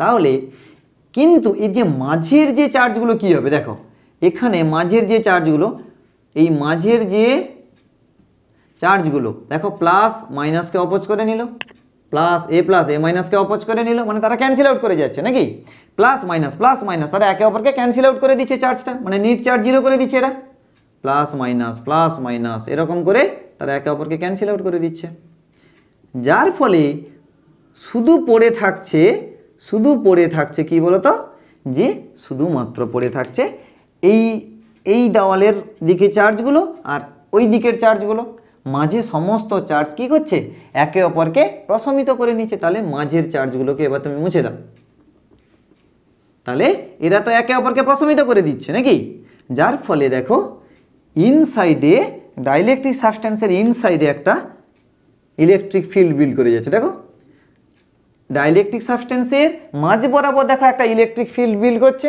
যেটা হচ্ছে দেখো এক্সটার্নাল ইলেকট্রিক ফিল্ডের এগেনস্টে, কেন এর প্লাস কোন দিকে, এদিকে, মাইনাস এদিকে, তাই না? তাহলে এক্সটার্নাল ফিল্ড কোন দিকে হচ্ছে, এদিকে কাজ করছে, কিন্তু এর ইনসাইডে যে ফিল্ডটা পোলারাইজেশনের জন্য, ডিউ টু পোলারাইজেশন, সে কোন দিকে হচ্ছে, প্লাস থেকে মাইনাসের দিকে নাকি, প্লাসের থেকে মাইনাসের দিকে। তার মানে এইটাকে আমরা বলবো electric field due to polarization, তার মেরুবর্তিতার জন্য যে ফিল্ডটা তো মানে উৎপন্ন হচ্ছে সেটা হচ্ছে কি এক্সটার্নাল ইলেকট্রিক ফিল্ডের এগেনস্টে। এবার আমরা ডাইলেকট্রিক সাবস্টেন্সের ক্ষেত্রে কখনোই বলতে পারবো না যে ই ইকুয়াল টু ইপি, দুটো চার্জ দুটো ফিল্ড কখনো ইকুয়াল হবে না। কিসের জন্য? দেখো এখানে তাকে টেনে দেখো এখানে এক্সটার্নাল ফিল্ড দিয়েছিলাম বলে তো তুমি নেগেটিভগুলোকে টানতে পেরেছো, বা মাইনাস আছে বলে প্লাসগুলোকে টানতে পেরেছো। এখানে কোনো ফ্রি ইলেকট্রন আছে কি? ফ্রি ইলেকট্রন নেই, যে তার ইনসাইডের ফিল্ডটা এত স্ট্রং হবে, ইনসাইডের ফিল্ডটা অত স্ট্রং হবে না। ডাইলেকট্রিক সাবস্টেন্সের ক্ষেত্রে ইনসাইডের ফিল্ড বা ডিউ টু পোলারাইজেশনের জন্য যে ফিল্ডটা তৈরি হচ্ছে সেটা কিন্তু অনেকটা উইক হয় with respect two external field, মানে বহিস্থ যে তড়িৎ ক্ষেত্র দিচ্ছ তার সাপেক্ষে এটা কিন্তু অনেকটা কম হয়। কিন্তু যদি আমি কন্ডাক্টর বলতাম, পরিবাহীর ক্ষেত্রে যদি বলতাম তাহলে কিন্তু এক্সটার্নাল ফিল্ড এবং ইন্টারনাল ফিল্ড দুটো সেম, যার ফলে তারা একে অপরকে ক্যান্সেল আউট করে যেত, যার ফলে একটা পরিবাহীর ভেতরে কোনো রকম ইলেকট্রিক ফিল্ড থাকে না। কেন? তারা একে অপরকে ক্যান্সেল আউট করে যায়। কিন্তু এটা দেখো ডাইইলেকট্রিক সাবস্টেন্স, এখানে ফ্রি ইলেকট্রন নেই, যার ফলে এখানে কি হবে যে এক্সটার্নাল ফিল্ডটা always greater than with respect to E মানে পি, মানে ইলেকট্রিক ফিল্ড ডিউ টু পোলারাইজেশনের রেসপেক্টে মানে এক্সটার্নাল ইলেকট্রিক ফিল্ডটা অনেকটা স্ট্রং হয়। তাহলে এখানে আমরা যদি বলি নিড ইলেকট্রিক ফিল্ড কত হবে, নিড ইলেকট্রিক ফিল্ড কত হবে ডাইইলেকট্রিক সাবস্টেন্সের ক্ষেত্রে না ই মাইনাস ইপি, ই মাইনাস ইপি। অবভিয়াসলি এখানে এক্সটার্নাল ইলেকট্রিক ফিল্ডটা স্ট্রং হবে এবং আলটিমেট নিড ইলেকট্রিক ফিল্ড কোন দিকে হবে, যে এক্সটার্নাল ফিল্ড, কেন যে বড় তার দিকেই তো হবে নাকি। তাহলে আলটিমেট ইলেকট্রিক ফিল্ড বা নিড ইলেকট্রিক ফিল্ডটা কোন দিকে কাজ করবে, নিড ইলেকট্রিক ফিল্ডটা এক্সটার্নাল ইলেকট্রিক ফিল্ডের ডাইরেকশানে কাজ করবে। ক্লিয়ার? তো দেখো এটা হচ্ছে পোলারাইজেশন, এটা খুব ইম্পর্ট্যান্ট টপিক এটা। আর বললাম পোলার সাবস্টেন্স, নন পোলার সাবস্টেন্স, পোলারাইজেশনটা কি, এক্সটার্নাল ইলেকট্রিক ফিল্ড যখন জিরো হবে তখন ইটা স্ট্রং হবে নাকি। এবার দেখো পোলারাইজেশন কি পুরো একদম 100% হবে, তুমি সবাইকে কি ওরিয়েন্টেশন করতে পারবে না। দেখবে ক্লাসে কিছু বদমাস টাইপের স্টুডেন্ট আছে, সে স্যার যতই বলুক না কেন বা যতই স্ট্রং হোক না কেন কী হবে, তারা দেখবে অ্যালাইনমেন্ট হয় না, তারা সেই কথা বলেই যাচ্ছে, ডিস্টার্ব করেই যাচ্ছে, তাই না। তাহলে এবার আরও একটা যদি বলি, যদি ইটা খুব কম দাও, মানে এক্সটার্নাল ইলেকট্রিক ফিল্ড যদি খুব কম হয়, তাই তো, তাহলে কী হবে, এতগুলো তুমি ডাইপোলকেও ওরিয়েন্ট করতে পারবে না। তখন কী হবে, যে স্যার দেখবেন একটু গল্প করে তোমাদের হেসে হেসে পড়ায়, স্যার হয়তো তোমাদের ভালোর জন্য করছে, বাট তোমরা স্যারকে কেয়ার করো না তখন, তাই না। তখন ইলেকট্রিক ফিল্ডটা তোমরা কী ভাবো, উইক ভাবো তোমরা, যে তড়িৎ ক্ষেত্রটা কম দিচ্ছে, অতএব বেকার ওরিয়েন্টেশন হয়ে কোনো লাভ নেই, তাই না, বেকার স্যারের দিকে কনসেন্ট্রেট করে লাভ নেই। এটা কিন্তু খুব ভুল করো। ওকে, এবার যে স্যার দেখবেন তোমাদের মারে, প্রচণ্ড পিটে, তাই না, মানে ইলেকট্রিক ফিল্ড খুব স্ট্রং হয়, ইলেকট্রিক ফিল্ড যখন খুব স্ট্রং হয় তখন কি হবে, তোমরা সেই স্যারের ক্লাসে একদম কনসেন্ট্রেট করে বসে থাকো, তাই না, কেন বসে থাকতে হবে, যাই হোক, মানে কেউ হয়তো জোরে মারে করো, বাট কিন্তু বসে থাকো, তাই না, তোমাদের অ্যালাইনমেন্ট বেশি হয়। তাহলে ফিল্ড যত বাড়বে, এক্সটার্নাল ফিল্ড যত বেশি বাড়ানো হবে, তত কি বেশি সংখ্যক তোমার ডাইপোল নির্দিষ্ট অ্যালাইনমেন্ট হবে, বেশি সংখ্যক ডাইপোল নির্দিষ্ট ডাইরেকশানে অ্যালাইনমেন্ট হবে। কেমন? বেশ, তাহলে এই ছিল মোটামুটি ডাইইলেকট্রিক সাবস্টেন্সের অল ডিটেলস কনসেপ্ট। এবার চলে আসবো আমরা ডাইপোলের নিউমেরিক্যালে, ডাইপোলের নিউমেরিক্যাল। তো চলো এরপরে আমরা ডাইপোলের বিভিন্ন পজিশনের জন্য বা তার যত রকমের নিউমেরিক্যাল হয়, তোমাদের বোর্ড এক্সাম কেন বা কম্পিটিটিভ এক্সাম কেন, তো সমস্ত নিউমেরিক্যালগুলো সলভ করব। তো দেখো কোয়েশ্চেন নাম্বার 1 কি বলছে, যে শূন্যস্থানে রাখা একটি তড়িৎ দ্বিমেরু 2 সেন্টিমিটার ব্যবধানে থাকা 1 মাইক্রোকুলম মানের দুটি সমান এবং বিপরীতধর্মী তড়িৎ আধান দ্বারা গঠিত। নিম্নলিখিত ক্ষেত্রগুলিতে তড়িৎ প্রাবল্য নির্ণয় করো। 1 নম্বরে যেটা বলছে, দ্বিমেরুর অক্ষের ওপর এর কেন্দ্র থেকে 60 সেন্টিমিটার দূরে একটি বিন্দুতে। 2 নম্বরে বলছে দ্বিমেরুর লম্ব সমদ্বিখণ্ডকের ওপর কেন্দ্র থেকে 60 সেন্টিমিটার দূরে একটি বিন্দুতে। তো দেখো একদম সহজ সিম্পল প্রবলেম। কি বলছে, যে একটা দ্বিমেরুকে তোমাকে আগে প্রথম আঁকতে বলছে। তাহলে এখানে তুমি ধরে নাও -q, মানে এখানে কত বলে দিয়েছে, থাকা 1 মাইক্রোকুলম মানের, তাহলে এখানে হচ্ছে -1 মাইক্রোকুলম, এটা হচ্ছে +1 মাইক্রোকুলম। তাহলে এইটাকে তুমি অরিজিন ধরে নাও ও বিন্দু, এটাকে এ বিন্দু, এটাকে বি বিন্দু। এবার বলছে ক্ষেত্রগুলির প্রাবল্য চার্ট। এখানে 2l ডিস্টেন্সটা কত বলছে, 2l ইকুয়াল টু বলে দিচ্ছে 2 সেন্টিমিটার। এখানে এইটা কিন্তু ভুল করো না কখনো, যে 2l মানে এখানে l মানে 2 সেন্টিমিটার, এইটা কিন্তু লিখবে না। বারবার বলছি কেন, আমি টোটাল ডিস্টেন্সটাকেই 2l ধরেছি। এখানেও তোমাকে বলেছে দ্বিমেরুটি 2l সেন্টিমিটার ব্যবধানে থাকা, মানে তার ব্যবধান হচ্ছে 2 সেন্টিমিটার, সেটা কিন্তু l নয়, 2lটাই বলেছে, 2l ইকুয়াল টু 2 সেন্টিমিটার। এইটা কখনো ভুল করো না পরীক্ষায়, এইটা ভুল করলে ম্যাক্সিমাম ক্ষেত্রে আমরা দেখি, যখন খাতা দেখি, তাহলে এই l ইকুয়াল টু 2 তোমার সেন্টিমিটার করে দিয়েছে, তার মানে 2l ইকুয়াল টু 4 সেন্টিমিটার করে দিয়েছে। না, এটা একদম হবে না, 2l ইকুয়াল টুই 2 সেন্টিমিটার। ওকে, কেন আমরা বললাম না ক্যালকুলেশনের সুবিধার জন্য আমরা 12 ধরে নিয়েছি তার ডিস্টেন্সটাকে, একদম ভুল, এই ভুলটা একদম করো না। তাহলে এখানে 12 = 2 সেন্টিমিটার। এবার তার বিভিন্ন কন্ডিশান দিয়ে দিচ্ছে, ওই দুটো কন্ডিশানের জন্য তোমাকে সেখানে তড়িৎ ক্ষেত্র প্রবল বের করতে হবে। তাহলে চলে আসো 1 নম্বরে কি বলছে, দ্বিমেরুর অক্ষের উপর এর কেন্দ্র থেকে 60 সেন্টিমিটার দূরে একটি বিন্দুতে, তার মানে অক্ষ থেকে 60 সেন্টিমিটার বিন্দুতে, অক্ষ থেকে 60 সেন্টিমিটার বিন্দুতে মানে এইখানে পি পয়েন্টে, নাকি এই পি পয়েন্টে তোমাকে ইলেকট্রিক ফিল্ড কত হবে তোমাকে বের করতে বলছে। এই পি পয়েন্টে ইলেকট্রিক ফিল্ড কত হবে বের করতে বলছে। দেখো আমরা প্রিভিয়াস ক্লাসে আমরা পড়েও এসেছি, তার ফর্মুলাও জেনে এসেছি। তাহলে এই ডিস্টেন্সটা কত 60, তার মানে এক্স সমান কত এখানে 60 সেন্টিমিটার, আর 12টা কত এখানে 2 সেন্টিমিটার। দেখো তাহলে এক্সের রেসপেক্টে আমরা এলকে একটু ইগনোর করতেই পারি, কেন এটা 60, এটা হচ্ছে 1, যদি এল হয় তাহলে এটা কত হবে 1 সেন্টিমিটার হয় না, তাহলে 60-এর রেসপেক্টে 1 সেন্টিমিটারটা একটু হলেও কম। তাহলে আমরা ওই যে বিশেষ ক্ষেত্রের ফর্মুলাটা ছিল ওইখানে বসাবো। তার মানে আমরা দেখো জেনে এসেছি = 1/4πε0 ইন্টু 2p/r³ বা তোমরা এখানে x বলছো, আমরা যেহেতু এখানে x ধরেছি তাহলে x³ হবে। বুঝতে পারলে, অক্ষের উপর অবস্থিত কোনো বিন্দুতে, তার মানে চলে আসো এখানে 1/4πε0 ইন্টু দেখো 2 ইন্টু p মানে আবার কি জানি আমরা q ইন্টু 2l জানি কি না, কিউর মান কত, কিউর মান হচ্ছে 1 মাইক্রোকুলম, তাহলে কিউ সমান কত এখানে 1 মাইক্রোকুলম, তার মানে 10⁻⁻6 কুলম, তাহলে 10⁻⁻6 কুলম ইন্টু 12 মানে কত 2 সেন্টিমিটার। আচ্ছা সেন্টিমিটারকে তাহলে মিটারে করো, কেন 1/4πε0 নিয়েছি না, 1/4πε0 নিয়েছি, তাহলে মানে কত 0.02 বা বাদ দাও 10⁻² করে দাও, 2 ইন্টু 10⁻²। বেশ, তাহলে এটা হচ্ছে কিউ ইন্টু 12, কিউ ইন্টু আচ্ছা কিউ বসলো 12 বসলো 2 বাই, তাহলে x³ এর ভ্যালু কত 60, তার মানে 60 ইন্টু 10⁻³ সরি 2, মানে এটা সেন্টিমিটার আছে না 2 এর হোল কিউব মাথায় রাখো। তার মানে আর এই ভ্যালুটা কত 1/4πε0, এই ভ্যালুটাকে আমরা কি বসাবো 9 ইন্টু 10⁹ আমরা জানি 9 ইন্টু 10⁹।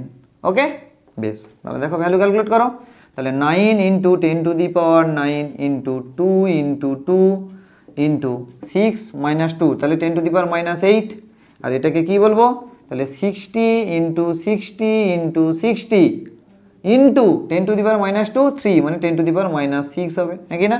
তাহলে 6 হলে দেখো 3টা শূন্য কেটে দাও, 1টা 2টো 3টা, তার মানে 3টা কেটে গেলে এটা কি হবে 3 করে দিতে পারি, তো -3 করে দিতে পারি। দেখো এটাকে কেটে দিলে -3 হয়ে যাচ্ছে। বেশ, তাহলে দেখো 2 3 6, 2 3 6, 3 3 9, 3 3 কেটে দাও, 9 কেটে দাও, তাহলে 1/6 নাকি। আচ্ছা এবার এখানে 9 আছে, এখানে 8 আছে, যদি কেটে দিই, এটাকে কেটে দিলে এখানে একটা 10 পড়ে থাকবে না, এখানে একটা 10 পড়ে থাকবে, আর এটা আবার উপরে উঠছে, তার মানে কত এখানে হচ্ছে কত না, তাহলে 10/6 ইন্টু 10 মানে -3টা উপরে গেলে 10³ হয়ে যাবে, তার মানে 10/6 মানে কত 1.6, হ্যাঁ 1.666, তাই না 1.666 ইন্টু 10³ তার মানে হবে কত 1666 নিউটন। দেখো ইউনিট কি হবে, ইলেকট্রিক ফিল্ডের ইউনিট নিউটন পার কুলম বা নিউটন কুলম -1, তাই না, নিউটন পার কুলম হয়, নিউটন কুলম -1, তাহলে কথা হলো ইলেকট্রিক ফিল্ড 1 নম্বর কেসে ইলেকট্রিক ফিল্ড 1666। কেমন, বেশ। নেক্সট কি বলছে, দ্বিমেরুর লম্ব সমদ্বিখণ্ডকের উপর কেন্দ্র থেকে, আবার দেখো সেই একই ডাটা দিয়েছে, 60 সেন্টিমিটার দূরে একটা বিন্দুতে অবস্থান করছে, 60 সেন্টিমিটার দূরে অবস্থান করছে, মানে কি দেখো এখানে কিছু করতে হবে না, শুধু একটু চেঞ্জ করে দিলেই কাজ শেষ। এবার কি বলেছে যে অক্ষের উপর না বলে লম্ব সমদ্বিখণ্ডকের উপর বলেছে। এবার আমাকে কি বলছে, লম্ব সমদ্বিখণ্ডকের উপর। দেখো একটু ট্রিক, যদি এই দুটো কোশ্চেন তোমাকে পাশাপাশি দেয় তাহলে বেশি খাটতে হবে না। দেখো কি বলছে, আর লম্ব সমদ্বিখণ্ডক মানে কোনটা, এইখানে এটাকে বলছে 60 সেন্টিমিটার, এটাকে x ধরেছিলাম না, এই পয়েন্টে তোমাকে ইলেকট্রিক ফিল্ড কত হবে বের করতে বলছে। দেখো তার ফর্মুলাও আমরা জেনে এসেছি, তাহলে E = কত 1/4πε0 ইন্টু এর ক্ষেত্রে কী ছিল পি বাই এক্স কিউব, মানে পি বাই এক্স কিউব ছিল না। দেখো এক্সের ভ্যালুও তো এখানে সেম, যা ছিল পুরো সেম, শুধুমাত্র 2 একটা মাল্টিপুল হয়েছে, তাই না? তার মানে এটাকে প্রাইম ধরে নাও, তাহলে ই প্রাইম সমান কত হবে বলো? ই বাই 2 করে দাও। ই প্রাইম সমান দেখো ই বাই 2 করে দিলে দেখো পুরো সেম ডাটা, পি ডাটাও সেম, এক্সের ডাটাও তোমাকে সেম দিচ্ছে, 60 সেন্টিমিটার দিয়েছে, সেই একই ডাটা। তার মানে এটাকে বাই 2 করে দিলে কাজ শেষ উত্তর। 1666 বাই 2, তার মানে 833 হবে। হ্যাঁ 833 হবে। ওকে, তাহলে নিউটন ইন্টু কুলম -1। এবার এখানে হয়তো একটু ফ্র্যাকশান আসবে, আরও হয়তো পয়েন্ট নিবে, 0.677 নিতে পারো, তাহলে এখানে একটু পয়েন্ট বাড়বে, ওটা কোনো চাপ নেই, তুমি ওইটা যদি করে দিয়ে আসো এটাও ঠিক, কোনো সমস্যা হবে না। ক্লিয়ার?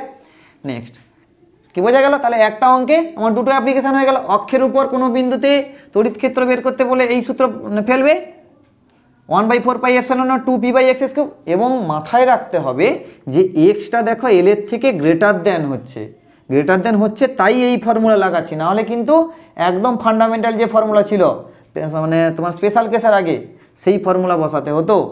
কিন্তু এখানে আমরা দেখো যেহেতু 60 সেন্টিমিটারের রেসপেক্টে 1 সেন্টিমিটার, এটাকে আমরা ইগনোর করতেই পারি, অনেক ছোট, তাই না? ওর জন্য দেখো বিশেষ ক্ষেত্র বসিয়েছি। একই রকমভাবে এর ক্ষেত্রেও দেখো তার লম্ব সমদ্বিখণ্ডকের উপর কোনো বিন্দুতে, তাহলে কত 1/4πε0 p/x3, সব ডাটা সেম, তার মানে এটাকে তো 2 ইন্টু ছিল, এক্সের ভ্যালু এক্ষেত্রে 60 দিয়েছে। এবার ন্যাচারালি দেয় না, যেহেতু দুটো অঙ্ক তোমাদের পরপর দিয়ে দিয়েছে, তাই তোমাদের একই ডাটা দিয়ে দিয়েছে যাতে তোমাদের একটু খাটনি কম হয়। কেমন? তার মানে বাই 2 করে দাও, কাজ শেষ। নেক্সট দেখো প্রবলেম নাম্বার 2। কি বলছে? একটি সমবাহু ত্রিভুজের 3টি শীর্ষবিন্দুতে 3টি আধান যথাক্রমে কিউ, -2q ও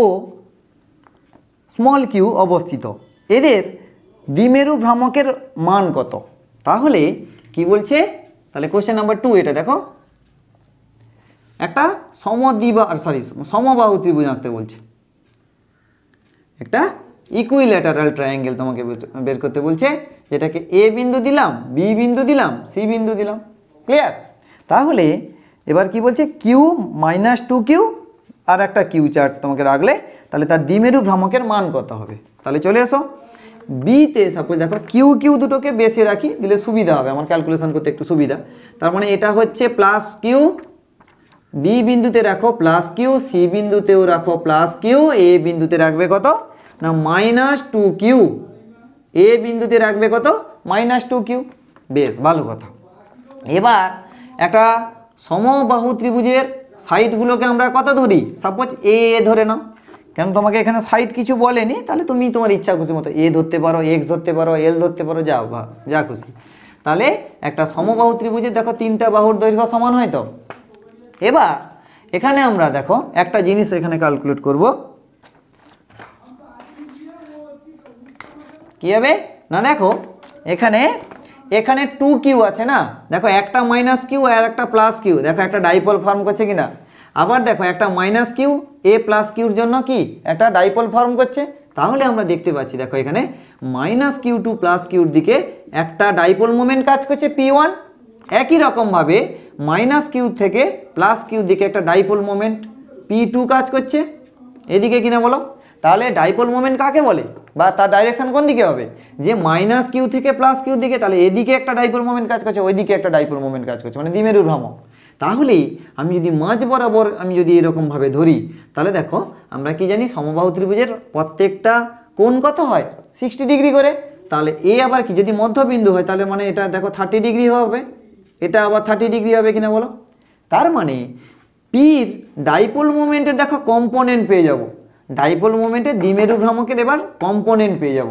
দেখো দ্বিমেরু ভ্রামকের কম্পোনেন্ট কি হবে না, এই দ্বিমেরু ভ্রামকটা এদিকে যদি হয়, তার মানে এর সঙ্গে অ্যাঙ্গেল করেছে, তার মানে এই বরাবর, তাহলে কত হবে p1 cos 30 degree, p1 cos 30 degree এইদিকে। সিমিলারলি তার সাইন থিটা কম্পোনেন্ট কোন দিকে হবে? দেখো এদিকে হবে, এদিকে হবে সাইন থিটা, তো এদিকে cos হচ্ছে, এদিকে সাইন থিটা হচ্ছে, তার মানে p1 sin 30 ডিগ্রি।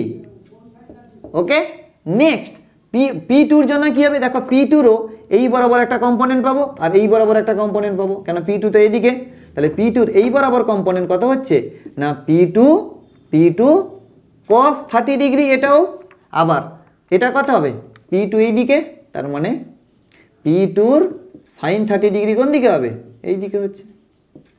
কি ক্লিয়ার? কম্পোনেন্টটা বোঝাতে পারলাম? পি ওয়ানের কস কম্পোনেন্ট ভেঙে নিলাম, সাইন কম্পোনেন্ট ভেঙে নিলাম, একইভাবে পি টুর এদিকে কস কম্পোনেন্ট এদিকে সাইন কম্পোনেন্ট ভেঙে নিলাম। ক্লিয়ার? বেশ, তাহলে এবার এখানে পি ওয়ান পি টু কত হবে সেইটা আমাকে ফার্স্ট বের করতে হবে। দেখো পি ওয়ান কত হচ্ছে না মাইনাস কিউ প্লাস কিউ, তাহলে মানে আধান গুণিতক তার মধ্যবর্তী লম্ব দূরত্ব, তার মানে দুটো আধানের মধ্যবর্তী লম্ব দূরত্ব কত এ, তার মানে এ কিউ ইন্টু এ। বেশ, তাহলে আধান গুণিতক দ্বিমেরুর বাহু এ।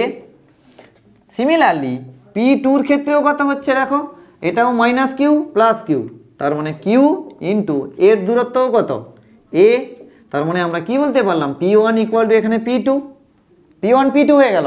তার মানে তুমি এবার বলো যে দেখো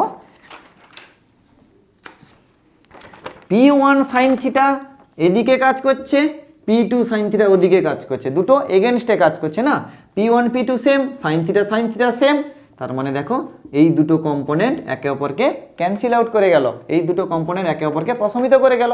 শুধুমাত্র কি হলো এই বরাবর দেখো, শুধুমাত্র এই বরাবর দেখো দুটো কম্পোনেন্ট অ্যাড হয়ে যাচ্ছে না, এই বরাবরও দেখো পি ওয়ান কস থিটা মানে cos 30 degree, P two cos 30 degree যোগ হয়ে গেল।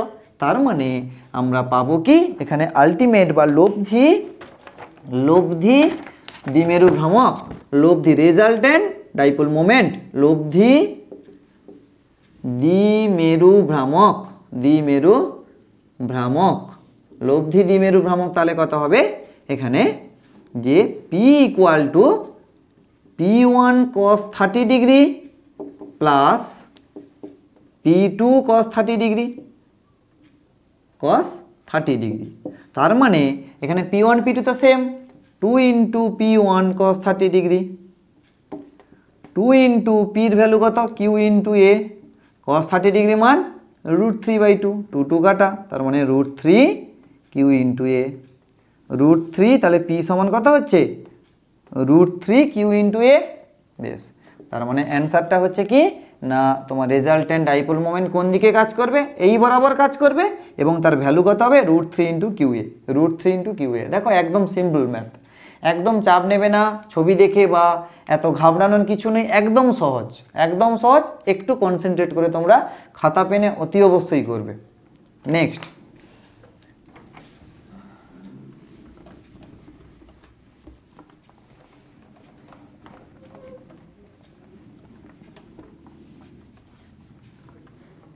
এই থিওরিগুলো কিন্তু নেক্সট ক্লাসে হয়ে গেছে, ঠিক আছে? তোমাদের যদি এইটা যদি ফার্স্ট ভিডিও তোমরা দেখে থাকো তোমাদের মনে হয়, তাহলে প্রিভিয়াস লেকচারটা মাস্ট দেখবে, কেমন? না হলে কিন্তু এই থিওরির কনসেপ্ট ক্লিয়ার না হলে অঙ্ক কিন্তু ইজিলি নামাতে পারবে না।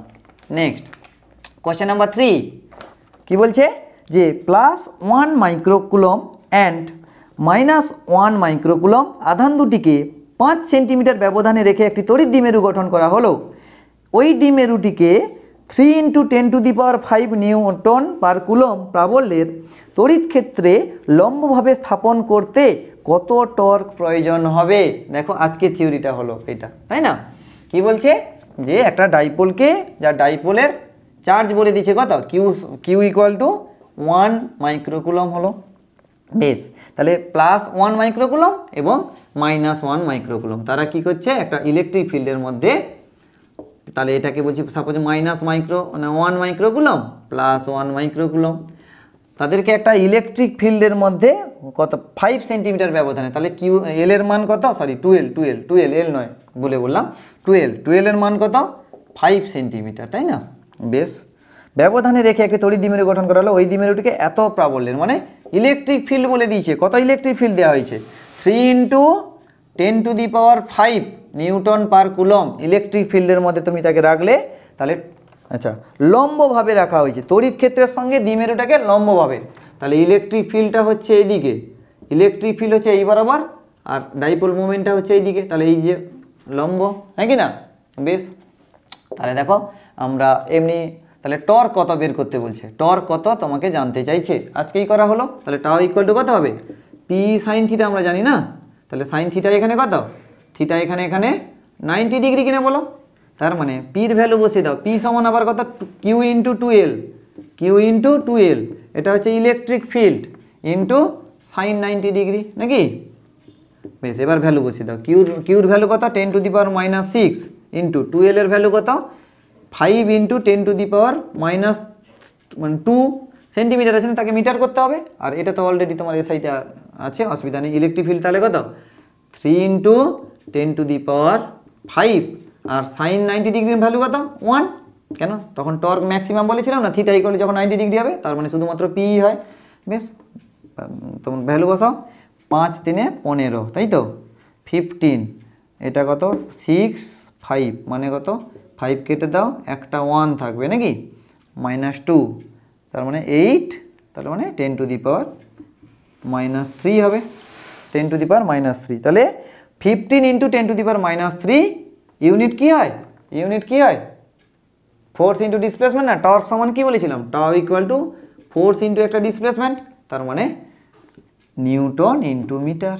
তাহলে টর্কের ভ্যালু কত হলো 15 ইন্টু 10⁻³ নিউটন ইন্টু মিটার। ওকে, তো দেখো এইটা মোটামুটি এই তিনটা ম্যাথ খুব ভালো করে রাখবে, কারণ এই তিনটা ম্যাথ দেখো ঘুরে ফিরে এই রকম ম্যাথগুলোই প্রচুর আসে, একদম টেনশন নেওয়ার কিছু নেই, একদম সিম্পল ম্যাথ আসে। এবং ইভেন নিটেও এইরকম ডাইরেক্ট কোশ্চেন দেয়, একদম ঘাবড়ানোর কিছু নেই। তোমরা শুধু ধৈর্য ধরে প্র্যাকটিসটা করে যাও, খুব ইম্পর্টেন্ট, এটা খুব ইম্পর্টেন্ট। কেমন, তো চলো, যদি ভিডিওটা ভালো লেগে থাকে তাহলে বন্ধুদের সঙ্গে শেয়ার করো, আর তোমরাও খুব ভালো করে দেখো। আমি আশা করছি এরপর থেকে প্রত্যেক সপ্তাহে 3টা বা 2টো লেকচার অবভিয়াসলি 12 জন্য আমি প্রোভাইড করতে পারবো। কেমন, তো চলো, যদি ভালো লেগে থাকে কম করে মানে 12 সমস্ত টপিক আমরা কমপ্লিট করব। এরপরে তো রয়েছে তোমাদের টেস্ট পরীক্ষার পরে রয়েছে বিভিন্ন রকম সলিউশন। ওকে, এবং চ্যানেলটিকে সাবস্ক্রাইব করো। ঠিক আছে, নেক্সট ভিডিওতে দেখা হবে, টাটা।